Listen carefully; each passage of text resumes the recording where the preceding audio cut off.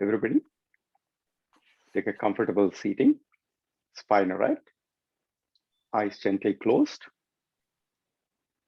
Shift your awareness to the Jyotishmati, the light of awareness within the center of the eyebrows. Take a deep breath. Exhale. Let's begin today's Patanjali Yoga Sutras with the opening chant. Om Sahana Vavatu Sahanau Bhunaktu Sahaviryam Karavavahe Tejasvinavaditamastu Ma Vidvishavahe. Om Shanti Shanti Shanti. Let's offer our salutations to Sage Patanjali. Yogena Chittasya Padena Vacha Malam Shariram Cha Vaidyakena Vyopakarotam Pravaram Muninam Patanjalim Pranjaliranatosmi. Welcome everybody for the continuation of the study on Dhyana, meditation. Last week, we complemented our study of the Patanjali Yoga Sutras on Dhyana with some of the verses from Bhagavad Gita, the chapter 6. The chapter 6 in Bhagavad Gita is known as Dhyana Yoga or Atma Samyama Yoga, Atma Samyama Yoga. So which is Samyama, which is the total control and the union with the self. So, and as we discussed, the chapter 6 in Bhagavad Gita is also known as the manual for the mind and system of the soul. So it has all the precise techniques on how one could get into meditation and what is the process and the definition. So does anybody want to share any of your reflections? What were the takeaways that you took away from the last week's study? I must be honest, I don't know if I grasped all of it, but that part about doing everything every day, I grumble, I crib, I have to thank Savita for it. But for 3 minutes, I act as if I'm doing her a favor doing yoga, but then I get very interested. But I've told myself I will do it every day. Whether I like it or not, it's like brushing my teeth. I have to do it. It's like hygiene. So I think that was my takeaway from last week. Okay, that's good. That's good. Any other? The credit goes to her. She does everything completely. Doesn't give up on any of the asanas. So the credit goes to her. That's cool. So that means we are following the right abhyasa. Any Bhagavad Gita verses that stood out from last week? I don't know them, Srini. I don't know to recite them. I see. So let's do it. So there are what we did. For me, as I said, I was confused between. I think he's pretty much Krishna is also saying the same thing what Patanjali said, but I feel Patanjali dove deeper into the kleshas, as you mentioned. Like dissection was done much deeper. I feel. I'm sure, as Priya we were discussing, Krishna knows everything. I'm sure he knew, but I think the depth Patanjali went into. Not only the physical ailment, not only the mental kleshas, on all the challenges and everything. Like no stones were unturned. We could say, oh, how about this? How about that? How about this? Like he covered every area. But I think with Krishna, with the war to be in the front of him, he didn't have much time to go in depth. I see. That's an interesting perspective. I'm sure Priya is listening. And the Krishna is listening. I think nobody can know what he doesn't know. But my point is that he had a larger scope to cover, Savita. He didn't have just yoga to cover. I agree. I agree. He had to cover science, maths, history, every area. I understand. I think here's the deal. I think I don't know if I quite agree with it, but let me share my perspective. In the Bhagavad Gita, what we have done is we're only covering one chapter. There's about 18 chapters. In 18 chapters, the Krishna actually goes to many different dimensions. The kleshas and the right way of the conduct, and so on and so forth. So it's actually probably more comprehensive, or rather probably both are symmetrical in terms of their coverage. And there are 700 verses. Sorry? He preaches. He should have also practiced what he preaches. He did a lot of naughty things, and he lied when he had to, and all that stuff. But I think there is actually even that also. I wouldn't quite agree. I think he was doing the practicing of vairagya. In fact, this is like you can actually engage in all kind of activities as long as you're not stuck with it. So, but I think that's a beautiful thing. So, in other words, Patanjali's 196 aphorisms are perhaps covered in the 700 verses. But one dimension that I think I'll probably agree is Patanjali also goes into the many layers of samadhi, which is like the meditation, different layers and the different levels of depth. I think Krishna is actually talking to a regular citizen, and he's talking about the way of life. How do you need to lead our regular normal life? Whereas Patanjali is being more scientific and very prescriptive, and he was like it's almost like it's a scientific theorems. So it concludes. So I think both are complementary, and both are saravat. Both are, I think, capturing the universal essence. One is targeted towards the people to how to deal your regular life, while in the pursuit of salvation or the realization of the self. The other one is very much of a prescriptive, direct, manual on the how to realize the self. So let's. Can I say something? Sorry. Can I say something? Of course. Yeah. Patanjali was a saint. Krishna was anything but a saint. Same topic, different approach. I think that's also. I think I'm learning a lot of different dimensions. I think we should have a debate. I think is Krishna a saint or not? Right? His nature. I said he was anything but a saint because he was very naughty for a god. So. In fact, Krishna we refer to him as Yogeshwara. That means who has actually conquered. Who is the master yogi, the supreme yogi? We call him as. I think if you look at Buddha, we could also call Buddha as a thing, but Buddha is just one dimension of the yoga. When we look at either Buddha or Patanjali or some of the saints, what they've done is they pursued just one dimension of yoga. When we refer to the Yogeshwaras like the Shiva or the Krishna, what they've done is they've actually explored many dimensions. In all the dimensions, they actually achieved that union with the self, the Ekatattva Abhyasa. So perhaps for all of us, you can choose to be the saintly path, but that is kind of one path of the Raja Yoga. That is one dimension. But what Krishna and Shiva, all they taught us is how you can explore many dimensions of life, and then still be a yogi. I think that is how I interpreted it. And in fact, in one of the talks, Sadhguru actually talks about the difference between Buddha and Shiva.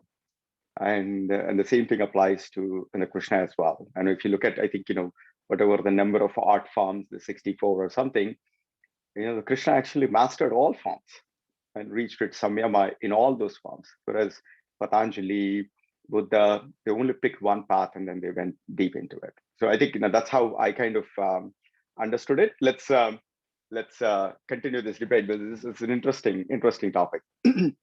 Let's actually do the Bhagavad Gita's Dhyana sloka.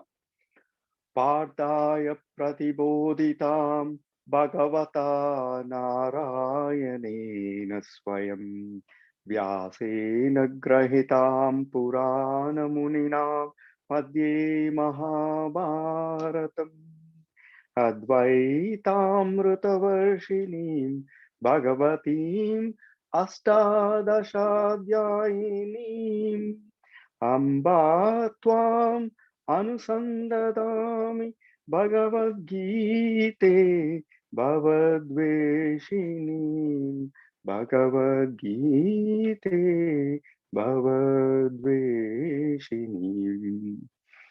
So with that, what we did was, and also let me offer my pranam to Sri Ramji. What we've done is we looked at Arjuna's Arjuna's dilemma, his entire question, like we all faced, can this mind be ever tamed?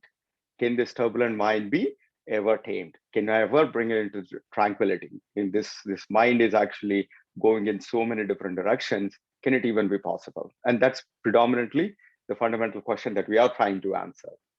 And then what Krishna responded with is, yes, I concur with you. Yes, asamshayam mahabahu manodurnigraham chalam abhyasena tu kaunteya vairagyena chagrihyate. So this is exactly mapping to the Patanjali Yoga Sutras, which is like abhyasa and vairagya, the regular practice, and also maintaining this the Krishna's way of life. Engage in all activities, but be don't get stuck on anything. Be detached to the outcomes or the situations is the right way to bring your mind into tranquil state. Then Krishna also reveals things about what are the right ways of approaching meditation. So, and for the beginners like ourselves, Aruruksho, which is the beginners, where the karma's path, the path of kriya, path of action, where we need to do certain actions, is the right way to do it. Whereas for yoga ruda, for those advanced yogis who are already advanced in their practices, they can just simply go with shamakkaranam uchyate. In other words, they can just take the path of deep meditation and maintaining this equanimity and going deeper into the samadhi state is the right path. So for all of us, Aruruksho, we need to take to the path of action, the kriya. And this also directly aligns with Patanjali's, where Patanjali's the first pada is sadhana pada, where it's meant for advanced practitioners, and for those beginners, Patanjali reveals the sadhana pada, which is the path of the practice, the action. And then we also talked about how to prepare the seat when you're doing the meditation. Make sure that we take a clean ambience, and also make sure that we sit in an asana where you are stira, we are like just stira sukham asanam. We are established in a steady posture, and then nati uchitam. In other words, let the mind be not in an elevated state or in a lower state, but rather it's in the lower state is tamas, and then more aggressive is like rajas. So make sure that your mind is not in the rajas or tamas, but rather in the sattva. I think that's, and then make a cushion that is made of either the new yoga mat with some kind of a cloth. This is how you prepare for the meditation. And then what we also said is, to be able to get into the meditation, to be able to build that one-pointedness, the ekagrata, what Lord Krishna also says, that we need to do some purification exercises, because our mind is already occupied in so many other contexts. What they call is the Dhyana samskara. We are always chasing many different things, and we need to first prepare our body, purify our body and the mind, purify body and the mind, so that we are actually giving the right ambience to get ourselves into the meditation. So, and those are some of the things that we talk about, like the asana, pranayama, and also following the yama niyama as a way of life. I think those are the things that we need to prepare. So we need to do the asanas to bring the rajas down, the aggressiveness or the turbulent energy, and then we also need to do the pranayama, tatakshiyate prakasha avaranam, what Patanjali said, where we also need to reduce the tamas to bring the sattva more, so that we are actually in the right frame of mind to allow the meditation to happen. And then we talked about the most important shloka. Did anyone memorize this? Or does anybody want to recite this? Okay, so this one is, you can try it. Yeah, in one moment, I need my glasses.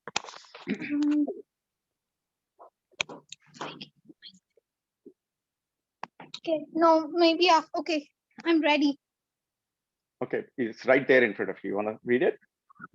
Yeah. So Samam kaya shirogrivam Dharayan achalam stira Samprekshya nasikagram Swam dishas chanavalokayam. Avalokayan.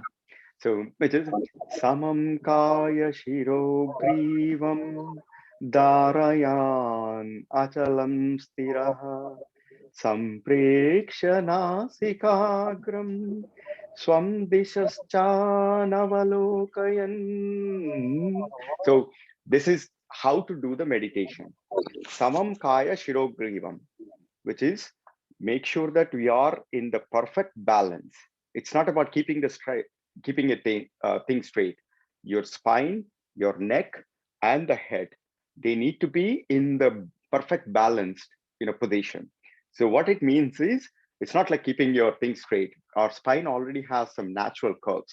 Make sure that you are keeping everything perfectly aligned to the neutral position of the spine. So that is the most important thing when we are sitting in the meditation posture, that samam kaya shiro grivam. And then dharayan achalam stiraha. Achalam means no movement at all. Because the moment the body moves a little, the mind actually, the mind is like a very, very delicate, it's almost like a feather. So if you have any movement in the body, the mind actually gets agitated. It actually shakes. So basically, it's like you need to be in the achalam stiraha and samprekshanasikagram. So fix your eye gaze either to the tip of the nose or to the make sure that both eyes are pointed to the Ajna chakra, where the Sushma Nadi kind of converge. And then disascha navalokayan, and make sure that you don't let your eye gaze go in any other direction. So you need to be in the neutral spine position with your head, neck, and the spine in one neutral position, and then no movement at all. And then fix your two eyes onto this, either tip of the nose or to the Ajna chakra. And then make sure that you don't let your eye gaze go in any other direction. So this is the prescriptive manual on how to do the meditation. And in fact, we do that in the Shambhavi Mudra and all the stuff where you literally put your eyebrows. I haven't done it, but from what I've heard about that is we try to practice it. And then if you look at Art of Living or Isha Kriya or any one of them, you actually go through the same thing. You do some purification, the kriyas, and then after the kriya purifies your body and mind, and you bring more sattva, and then you get into this meditation stuff. Any questions or thoughts on this? Yeah, I have a question. What I want to understand is he actually talking about the act of meditation, like as in yoga, you sit in a posture and focus, or is he talking about showing this kind of shraddha in anything that you do, like cooking or focusing on work, or is he here specifically talking about sitting and meditating? There are two dimensions to it. One is actually when you are in the sitting and doing the meditation, and then you also project that out into any action that you do, and we actually see that. So in other words, if I'm actually cooking, your attention, your focus, your ekatattva abhyasa, which is like your drishti, needs to be only on that activity. And this is chan avalokayan. Don't let your drishti go in any other direction, but rather you're actually doing that. But the first one is actually when you actually sit down and do the meditation, and then you also apply it in all walks of life. Okay, and that's literally. Does anybody want to say the Patanjali's Yoga Sutra on what is a meditation? That one, I don't know the sutra, but that one where you have no where there is no chinta, like you don't think of anything else. Or I don't know how to say. No, that's not correct. Sorry, that's not correct. Sorry, it's like, does anybody would want to say the Patanjali Yoga Sutra, which is Tatra Pratyaya Ekatanata Dhyana, which is like the image in your mind, the drishti, when it remains the same from this moment to the next moment to the next moment, that's a state of meditation. So if you're actually doing the cooking, that cooking image needs to be the same from this moment to the next moment, and there is nothing else that's actually happening, right? But in the meditation is this. So then I think we covered till that point. So now let's cover some of the remaining verses. Now what? Now after Bhagwan Krishna talks about the technique to get into the meditation, he also realizes that it's very difficult to keep the sampreksha, to keep your eye gaze and your drishti actually in one point, but at the same time the mind actually goes there. So what Bhagwan says is yato nischarati manaschanchalamasstiram tatastato niyamaityat atmanyeva vasham nayet. What it means is he also recognizes that even when you are actually trying to get into that meditative state, you're doing all this, you prepared, you purified, and then you're doing this technique of fixing your eye gaze on the Ajna chakra and then keeping a spinal tract and doing it, the mind still goes in all directions. Yato nischarati. The thoughts, wherever they are actually going. You might be here, but you might be thinking about cooking or what do I do after this session? So Lord Krishna recognizes that is what is the mind, and says like whenever the mind is going in a different direction, just and try to bring it back to that drishti, that sampreksha, the one pointed focus that you have. So don't try to force it out, but be non-judgmental. Be not judgmental. Be aware of that it's actually going the thoughts, and you gently bring back your focus to that sampreksha nasikagram, which is the drishti, the focus that you have. And the moment, this is a continuous practice. This is what is the mechanical process.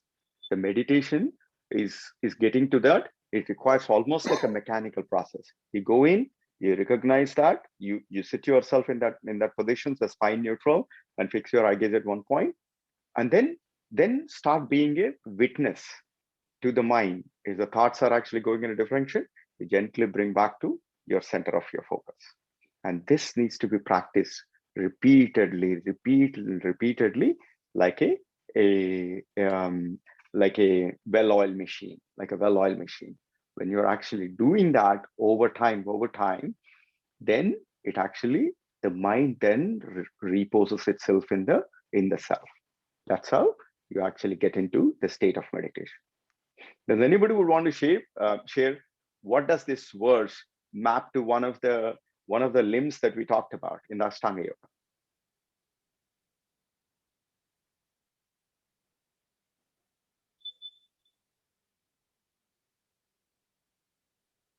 Anybody? Savitaji?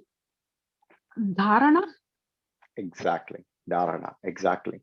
Dharana is also, there are more other techniques where dharana is a practice where we try to bring the attention back to the prop or the object of concentration. We use either using japa or mindfulness. This is also nothing but the mindfulness practice, japa or the product kriya. So you basically, it's like get yourself into a position and then just be a witness to the mind. If the thoughts are going in a direction, just acknowledge it, non-judgmental about it. We try to bring it back to your focus, one point. And this is where the practice. So there are two samskaras. One is the Dhyana samskara, which is what mind is established in it. So the Dhyana samskara takes the mind in different directions. It's outwards. The mind is engaged in more of outward contemplation. And then Nirodha samskara. Nirodha samskara is we are actually going in more inwards, posing in the cells. So when you start doing this practice again and again and again, then there is a transformation that results in where the mind's tendency to engage in Nirodha samskara becomes greater than Dhyana samskara. So in other words, you're eventually by this practice, you become more posed in the self, the inward, then outwards. And that's when the transformation starts happening. Any questions or comments? I see somebody's talking. Can you please mute? Actually, I mean, I didn't read the Gita. I didn't understand all this. But when I was, not to say a sad story, but I was pretty messed up after my marriage and separation and all of that. So I struggled. The good thing is I was completely aware of how messed up I was, which was both scary, but it also allowed me to work on myself. So many times I've struggled with this where I would get completely preoccupied. This would take over. There are moments when I've watched, force myself to watch TV, but if you ask me now, I'll have no recollection of having watched that movie or whatever because my mind could not focus. I had to slowly work on it. And at one point, I had to. I spoke to somebody who I knew, and then he was telling me that the trick is to compartmentalize. This is what he told me. He said all this dejection, this dark feeling, let it run like a movie in the background, but always keep pulling yourself back to say, okay, now this is what I'm doing. I'm cooking now. I'm working right now. So it'll go. Pull it back slowly. It will start listening to you. It was a big exercise. It took me a long time, but I had to do it. And that's why I told you I am not particularly good at meditation. I could not meditate then. I just could not. I could not tell myself 10 minutes, think whatever it goes through, and then my mind would never calm down. That is why I took to chanting the few. I could only recite the slokas that I had learned as a child also. I was not even able to learn anything new much. That took me a few months to be able to learn something new, be able to remember what something new that I had started reading. So that's why I took to chanting. I told you, Srini. So that's why this when I sing or when I chant mantras, that is my way of meditation. I cannot sit and my mind does not relax. Hopefully, it will get there at some time, but it's improved. But I had to consciously do what you just told me. Pull it back and say, "Hey, this is what you're doing right now. Don't go there. This is what you're doing right now." So Thank you. One other thing is nobody does do meditation. Meditation, all that thing, the jargon that's going around is like, let's do meditation and this stuff is actually mindfulness practice. Meditation is an outcome. It's actually a state of being. So all the things that we do are actions. Those are mindfulness, the dharana, whatever you're referring to it. By doing that more and more, eventually the mind actually gets into a meditation state. So whatever you're doing is pretty much whatever everybody is doing is the mindfulness or the dharana type practice. And then by doing that more and more, you actually enter into a meditative state. So thank you for sharing that. And then does anybody have any other things? I feel human mind is so powerful. We discount it, say it's a limitations. There is a good story I heard somewhere that some Ethiopian women, they were, even at the age of 25, 26, 27, 28, they were losing sight. And they couldn't understand. They were located in New York or someplace, some of the women who came from Ethiopia. And when the doctor checked, they couldn't recognize why they were losing sight. Like the functionality of the eyes was doing fine. It's just the trauma they went through. They trained their mind not to remember that, and slowly their eyesight deteriorated. They couldn't see well. The images they went through, the trauma which went through in Ethiopia, whatever they faced in their life, they told themselves that I don't want to see this, I don't want to see this, to the point that the nerve system, even though they're functioning well on their own, it's just they couldn't see anything. They had different eye issues they were complaining about, but physically when they were checked, then nothing was wrong with those eyes. So I feel mind is very powerful, and it does whatever to protect or even excel. It's just how we use it is very important. I think the mind is how we're conditioning it, and then whatever the thought, mind is actually whatever is there in the mind that is actually manifest in front of us, right? So it's actually this is a very powerful instrumentation. So we need to use that mind. In fact, the God gave us, the human beings, this ability of the memory, the mind that can actually remember things and then to be able to ponder this question. So we're blessed with this. So we have to use this mind to transcend the mind, to unite with the self. So let's continue on. We talked about what is the way to do the how to get into the meditation, the technique, and then what we also realized is what Lord Krishna actually said is, while you're in that mindfulness, the practice, be aware of the mind going in different yato yato nischarati, and then always bring it back. And then what Bhagavan also said, to be able to succeed in that practice, the mechanical practice of bringing the mind always back into that one pointed focus. But Bhagavan also said, you also need to adopt a lifestyle changes. And the lifestyle changes. And this is also something Patanjali revealed. In the Ashtanga Yoga, the first two angas and even pratyahara, they're more of a lifestyle choices. So this is how Lord Krishna defined it, which is yuktahara viharasya yukta chetasya karmasu yukta swapnavabodhasya yogo bhavati dukkha. So what it actually means is, now the lifestyle choices that we make, the person who wants to be successful in this yogic practice, to be able to be succeeding in that, to get into that meditative state, number one, their eating habits, which is like, they need to be very balanced. Yuktahara viharasya, in both in eating and the relaxation, the entertainment.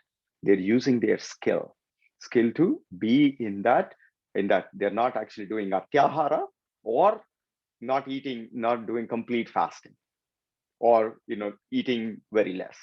And at the same time, they're not either sleeping more or sleeping less. And so that depth, that skill needs to be inculcated in every yoga practitioner. It's how we are always be in moderation. That moderation is just about that something that's commensurates with our lifestyle. And most of us, either we overindulge or less indulge based on the actions that we are actually doing. And what Krishna says is, those lifestyle choices are not conducive for you to succeed in this practice of yato yato nischarati atmanyeva vasham naye, because our ultimate goal is to unite with the self, or to accelerate, to make our nirodha samskara stronger than the Dhyana samskara.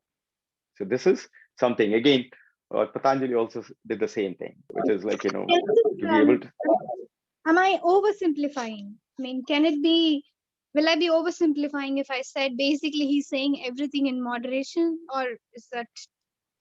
The moderation is not, moderation is, it's also subjective. It needs to match your lifestyle, right?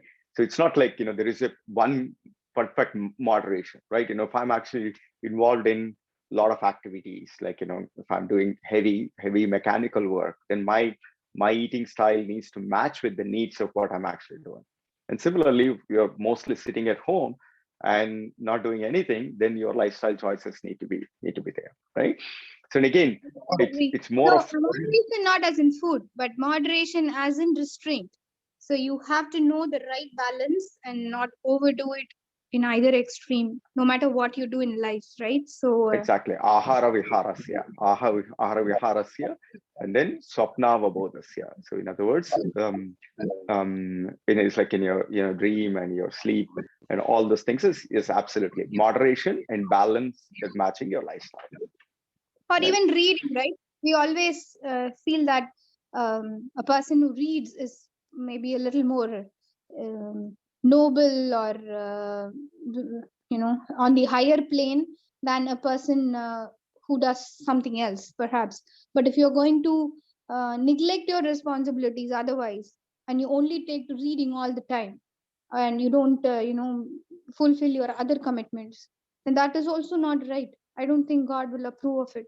You cannot say I'm getting a lot of degrees or I'm learning a lot of things, but I'm shirking the responsibility towards my family or people who need me or something like that. So it's about. Sorry, I'm hijacking your session. Go ahead. Yeah, I think so. But one other thing is, the thing is, it's almost like a balance that meets the needs of your lifestyle choices. I think mm, about reading versus some of those things. Again, the thing is yoga karmashu kaushalam, which is like deploy the right skill to be able to balance. Like as an example, if you were to use Lord Krishna, he balanced himself on so many different dimensions, right? He played, they danced, and had 16,000 wives, and he was doing all the things. But one who can actually balance all the things, he can actually do it, right? So he's probably doing all kinds of other things too. So he or she, I think we need to maintain that perfect balance and doing harmony. So and then I don't think it's about there is any judgments. I think we need to stop. We need to. One of the progress that I measure in our yogic journey is we become less judgmental, or we become less labeling. Any action, somebody is noble, somebody is less noble. You are more learned, I'm less learned. I think we need to progress towards stopping labeling. And I think we just need to focus on the behaviors, and then that's about it, right? Focus on the behaviors and so on and so forth. Not that is, I think what Sankhya says, samyak khyayate prakashayate, just see the things the way they are without putting any tags or labels around it, right?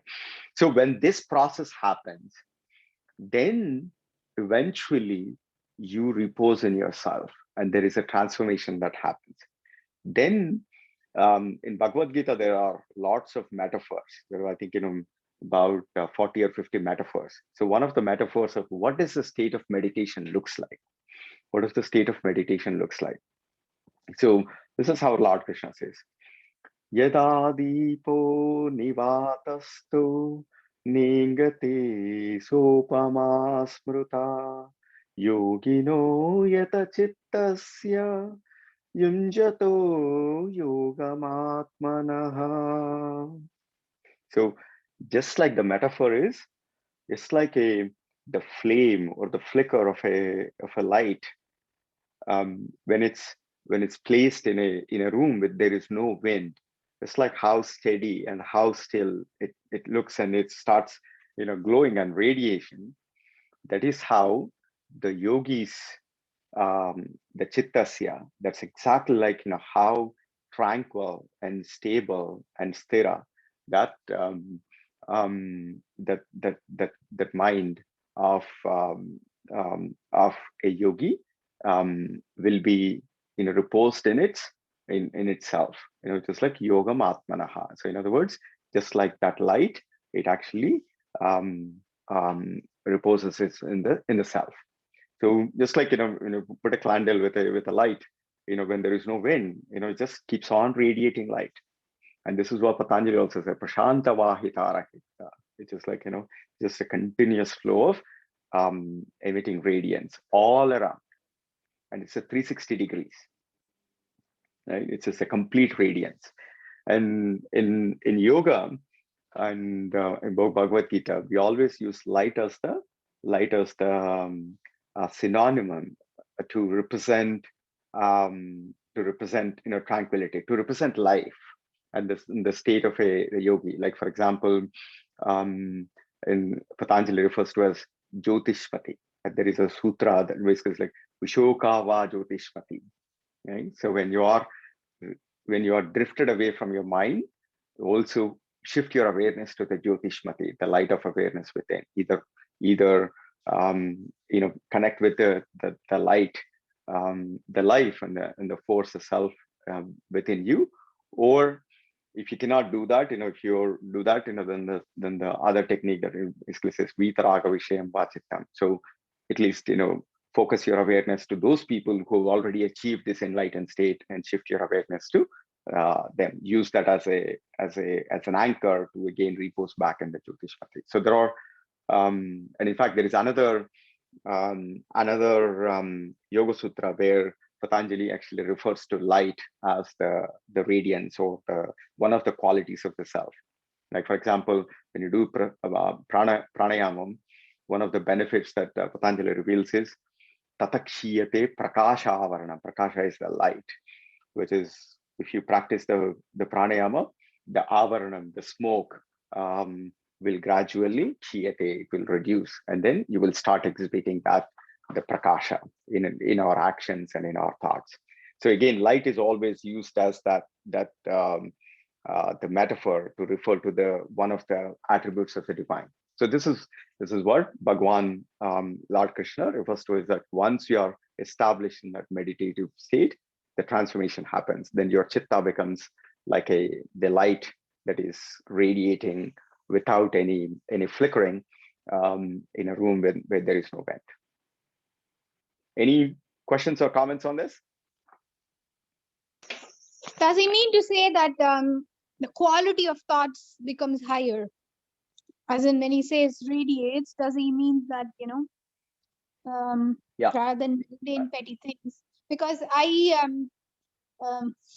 always have these rogue questions, because when people say your mind should be in a blank slate, I don't know. The mind is supposed to think. That's the very essence of the mind. Yeah. So does it mean better thoughts rather than no That's exactly thoughts? that's what he's saying. Like kshiyate prakasha avarana. And in fact, he says like the mind becomes translucent. In other words, essentially your thoughts and thereby your actions are presenting divine qualities. What are the divine qualities? Nitya sucha sukha atma.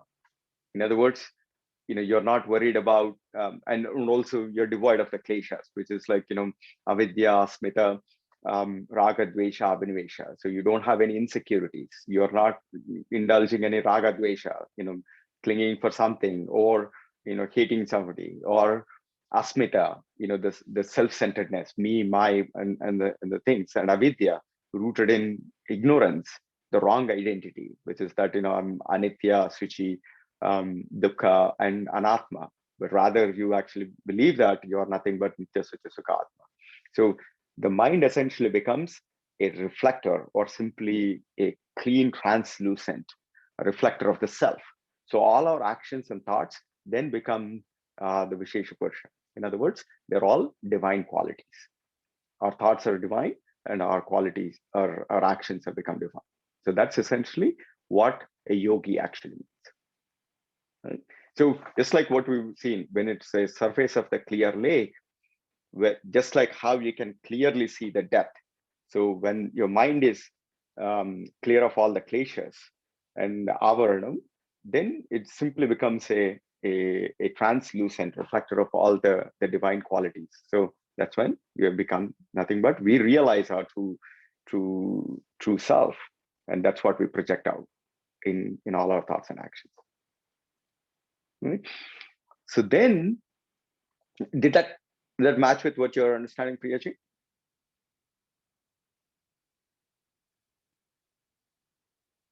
Yes. Yeah, excellent.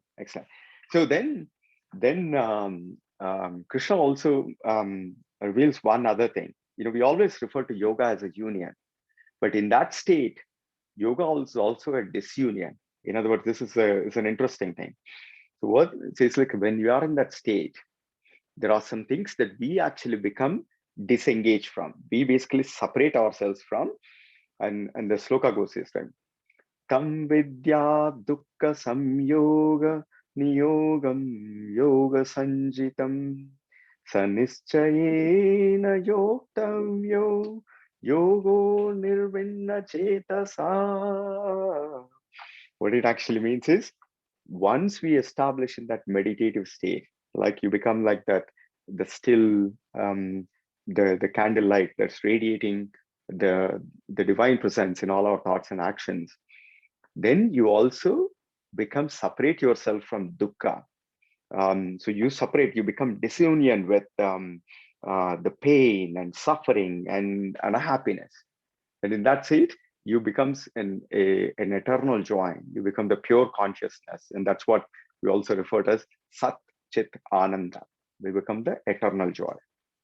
And this is exactly, we become, because suffering and dukkha are not the qualities of the divine. So we become more and more disengaged or disunion from the non-qualities of the divine, and then you become the pure consciousness and joy. You become the Satchidananda. And then there is one, the final one of the other verses. And when you are doing that, you become the divine, and you become the omnipresent. And that's when what Krishna also says, Yo mam pashyati sarvatra sarvam cha mayi pashyati tasyaham na pranasyami sajamena pranashyati. This is another beautiful sloka. It's another beautiful sloka, which says one that is constantly establishing seeing me in everywhere and seeing everything in me, seeing me in everything and everywhere, but also seeing everything and anything in me. And for those yogis, I'm never separated from them, or they will never, lose me. I don't ever lose them, or they will never lose me. So this is like a perfect tryst and trust. And that's when it says like, they are nothing but me, and they are nothing but me. So that is the Bhagwan's affirmation, saying that once we started seeing divinity in everything and every action that we do, also that all the actions and everything that we do in that Krishna or your Ishta Devata, and in that state, know that the affirmation is, know that they are never separated from me, right? I don't ever forget, na pranashyati, and I never lose them, or they never lose me.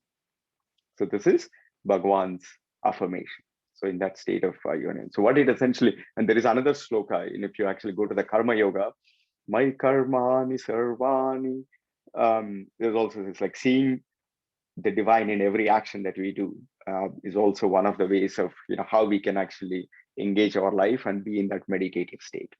So this is the one of the verses where the Lord Krishna makes an affirmation that for those yogis whose mind is constantly established in myself in everything that they do, that they are never separate from me. We are one and the same.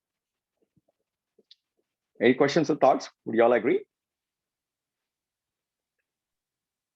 I agree. It's beautiful. Yeah.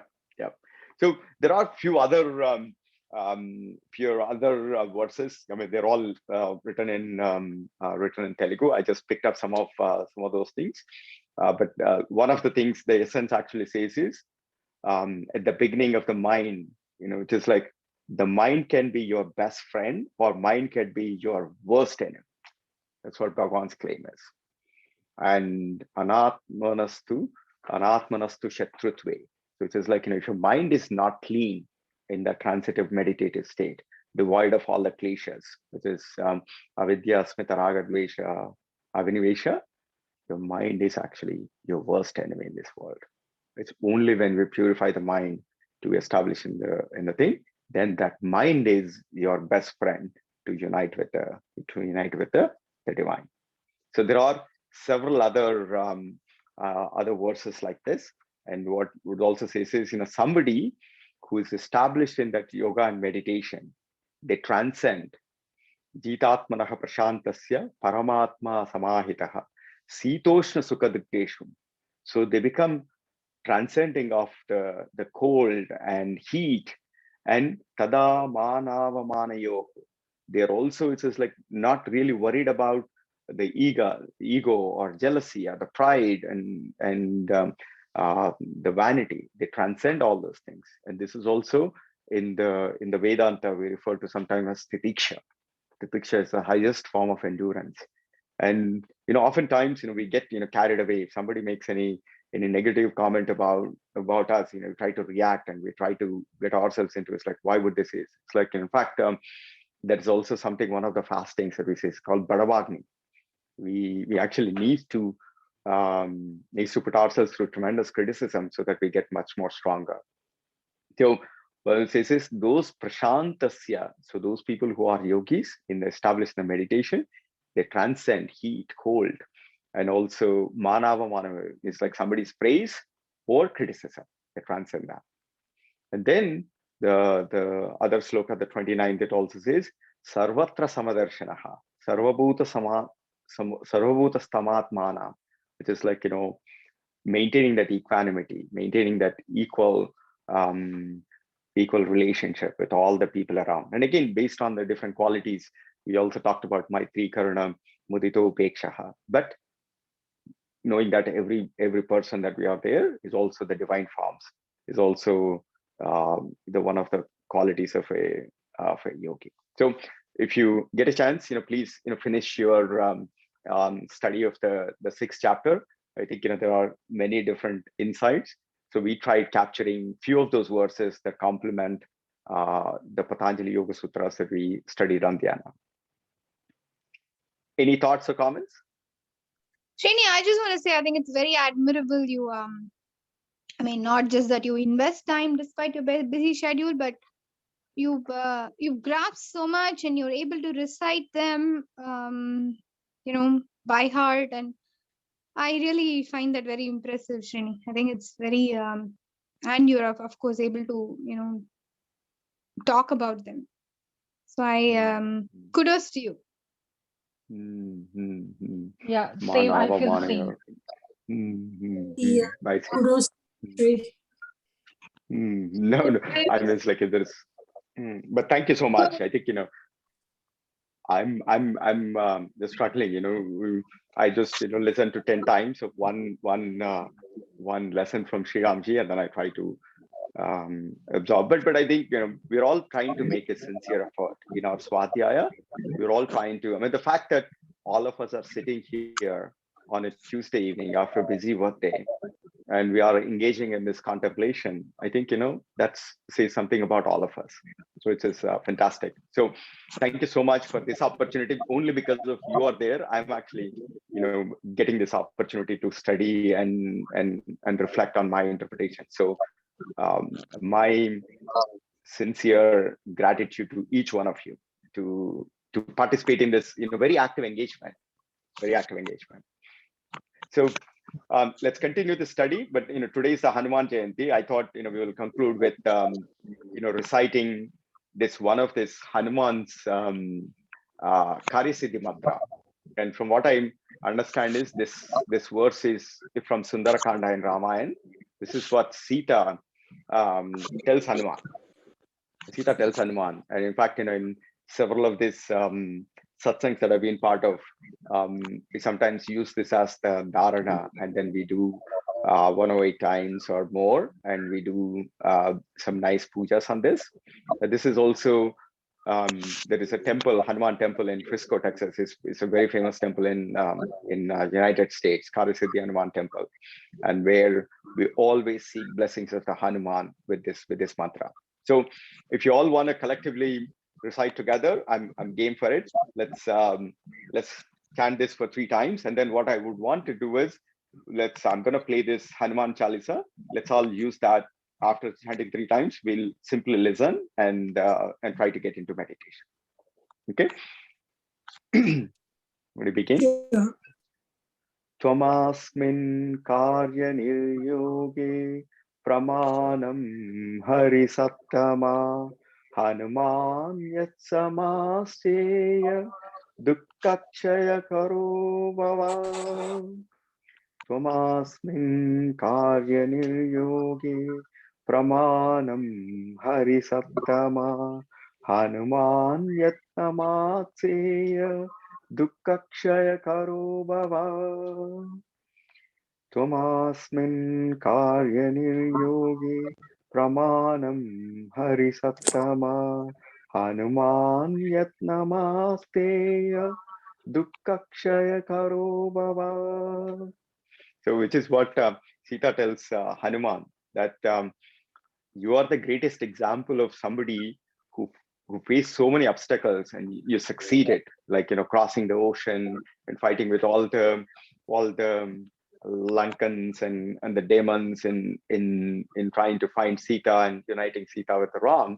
It is like so for those Hanuman, we always seek his blessings to be witness to all our sincere efforts and make sure that we also succeed, just like how Hanuman succeeded in our efforts. So that's a very good, nice sankalpa. So on that note, let's play this 3-minute video. And if you all could sit in a meditative state, and then if you could contemplate on the Hanuman Chalisa, and then after that we'll end today's session.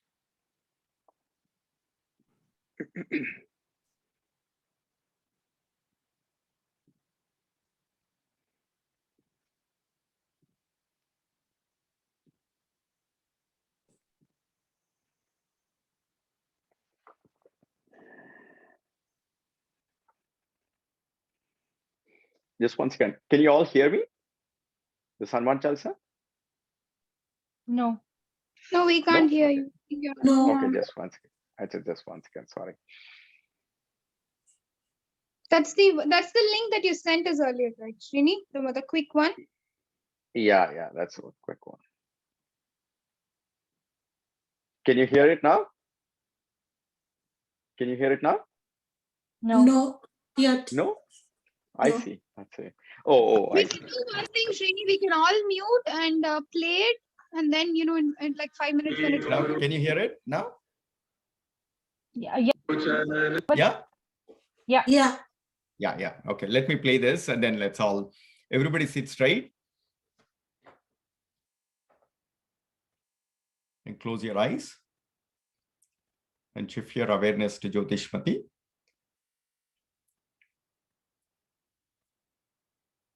Let's contemplate on Hanuman.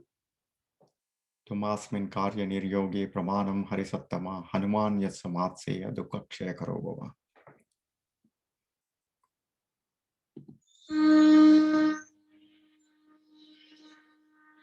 Guru charan saroj raj nij manu pur sudhar varnau raghubar bimal jasu jodayak phalchari buddhihin tanu janike sumiro pavan kumar bal buddhi vidya dehu mohi harahu kalesh vikar.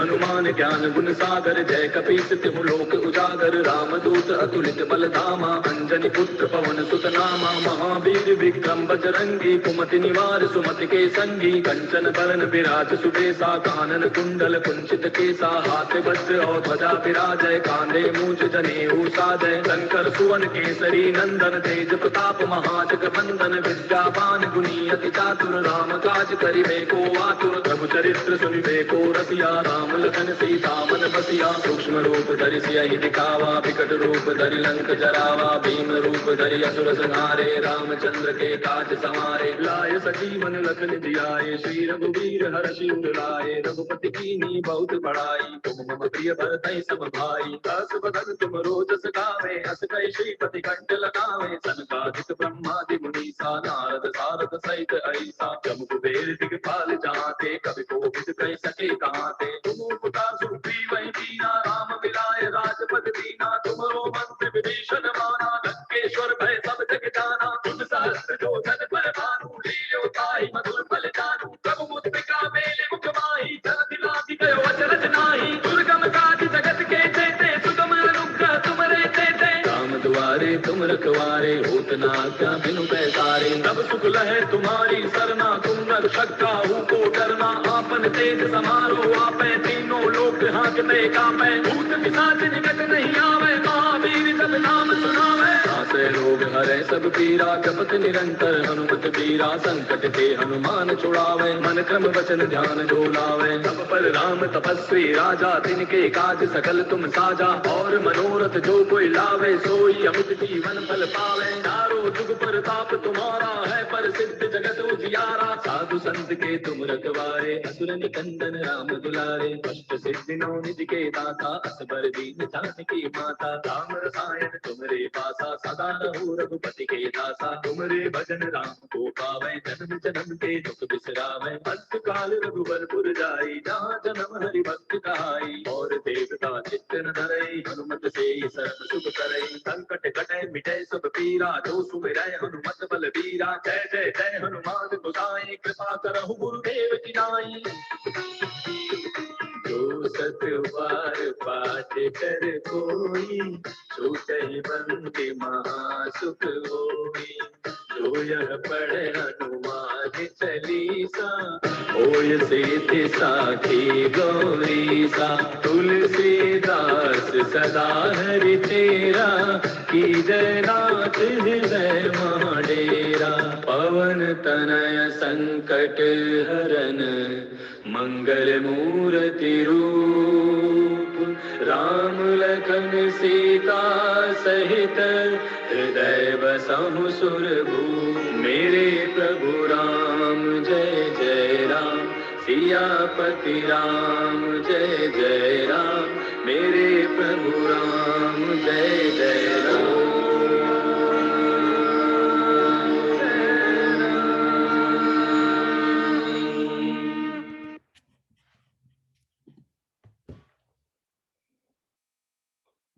If you're an accredited investor, let's do the I have final. something I think you're going to want to listen. Let's do the final chanting. Om Sarve Bhavantu Sukhinah, Sarve Santu Niramayaha, Sarve Bhadrani Pashyantu, Ma Kasid Dukkha Bhag Bhavet. Om Shanti Shanti Shanti. We wish everybody to be happy. We wish everybody to be free of sorrow and illness. We wish everybody to see only auspicious things, and let there be peace everywhere. This wonderful thought. Rub your palms, generate the fire of knowledge.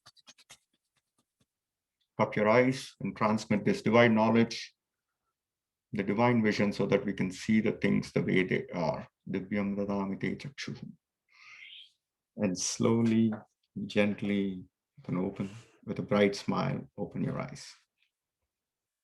Thank you all for spending this evening with us on the Hanuman Jayanti day. Hope this session and the discussion is useful, and we'll meet again on Saturday. Thank you so much, Srini. I Thank especially you. Loka a lot, Srini. Every time we chanted, I like the thought behind it. The last one, I mean, I don't know the other one. The other ones are beautiful too, but I'm going to have to learn Sahana Bhavatu. But this was easy to pick up, and I think it's a beautiful thought behind it, so I like it a lot. Sarve Bhavantu. The Sarve Bhavantu is the peace chanting. Sarve Bhavantu Sukhinah. So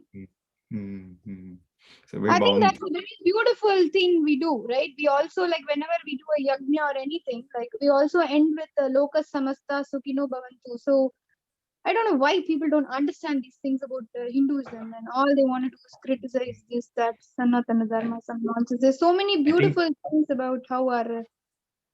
I think what probably happening is actions speak louder than that. I think, we have all these scriptures, but I don't think we are probably exhibiting in our way of life.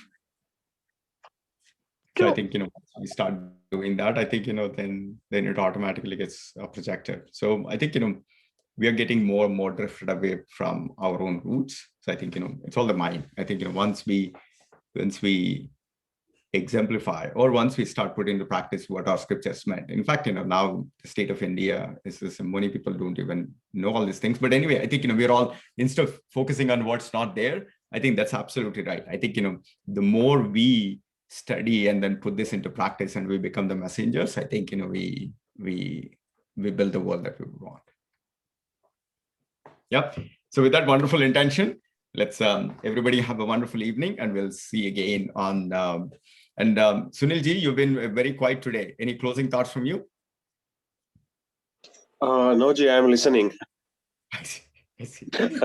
Must have had probably a long day as well. So we'll see you again probably next week. I'll be back in Texas. We'll meet again. Yep. Excellent. We'll talk again. Bye. Good night.